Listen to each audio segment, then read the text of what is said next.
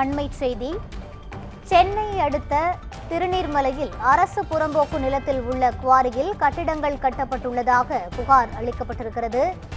Quarry குட்டையை நிரப்பி கட்டப்பட்டுள்ள வணிக வளாக கட்டிடங்கள், கழிவறைகளை அகற்றக் கோரி வழக்கு பதிவு செய்யப்பட்டிருக்கிறது.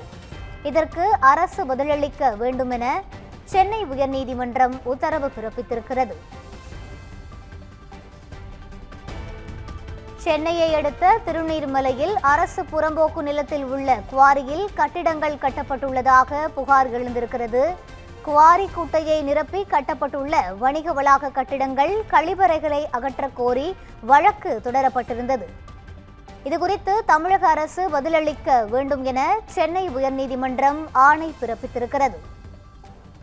சென்னையை அடுத்த திருநீர்மலையில் அரசு புறம்போக்கு நிலத்தில் உள்ள குவாரியில் கட்டிடங்கள் கட்டப்பட்டதாக புகார் அளிக்கப்பட்டிருந்த நிலையில் இதுகுறித்து அரசு பதிலளிக்க வேண்டும் என சென்னை உயர்நீதிமன்றம் ஆணை பிறப்பித்திருக்கிறது.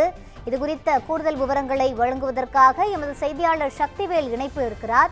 வணக்கம் சக்திவேல், கூடுதல் விவரங்களை பகிரலாம். நிச்சயமாக வணக்கம் ரூபி. சென்னையை அடுத்த திருநீர்மலையில் அரசு புறம்போக்கு நிலத்தில் உள்ள குவாரி குட்டையை நிரப்பி கட்டப்பட்டுள்ள வணிக வளாக கட்டிடங்கள், கழிப்பறைகளை அப்புறப்படுத்த கோரிய வழக்கில் தமிழக அரசு பதிலளிக்க சென்னை உயர்நீதிமன்றம் உத்தரவிட்டுள்ளது. திருநீர்மலை திரு மாங்கல்யாபுரத்தைச் சேர்ந்த வழக்கறிஞர் உதயகுமார் தாக்கல் செய்த மனுவில் அரசு புறம்போக்கு என வகைப்படுத்தப்பட்ட நிலத்தில் 100 ஆண்டுகளாக குவாரி குட்டை ஒன்று உள்ளது. தாம்பரம் மாநகராட்சி இந்த குட்டையை மண் கட்டிட இடுபாடுகளை கொண்டு நிரப்பி 5 வணிக வளாகங்களையும் பொது கழிப்பறையும் கட்டியுள்ளதாக மனுவில் கூறியுள்ளார்.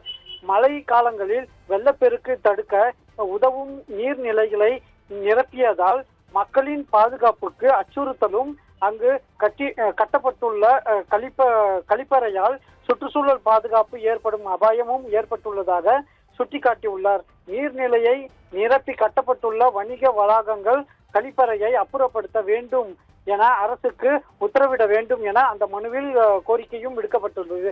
இந்த மனுவை விசாரித்த நீதிபதிகள் SM சுப்பிரமணியன் மற்றும் சுரேந்தர் அடங்கிய அமர்வு மனுவிற்கு தமிழக அரசு துறை செங்கல்பட்டு மாவட்ட நிர்வாகம் பதிலளிக்க உத்தரவிட்டு விசாரணையை கோடை விடுமுறைக்கு பின் தள்ளி வைத்தார். ரூபி, விரிவான விவரங்களை வழங்கியமைக்கு நன்றி சக்திவேல்.